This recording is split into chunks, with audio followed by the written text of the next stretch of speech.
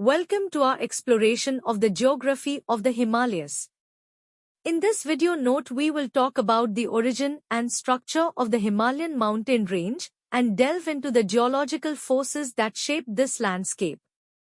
Around 50 million years ago, during the Cenozoic Era, the Himalayas formed due to the collision of the Indian Plate and the Eurasian Plate.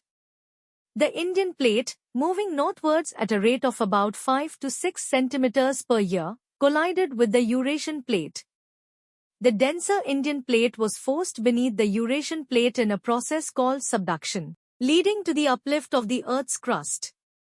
The collision caused the sedimentary deposits accumulated in the ancient Tethys Sea between the two plates to be thrust upwards. This marked the birth of the Himalayan mountain range. Even today, the collision between these mighty plates manifests in frequent seismic activity.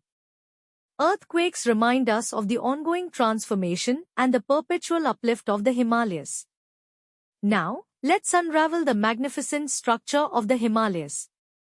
The Himalayas consist of several parallel mountain ranges, including the Great Himalayas or Himadri, which form the core of the range and contain some of the world's highest peaks, such as Mount Everest and K2. To the south of the Great Himalayas lie the Lesser Himalayas or Himachal, consisting of lower peaks and hills, including the Dhauladhar and Pir Panjal ranges.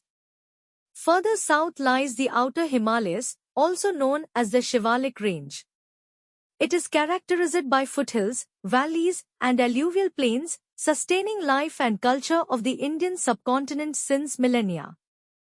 As we conclude our exploration, we stand in the midst of the Himalayas, a testament to the dynamic forces that shape our planet.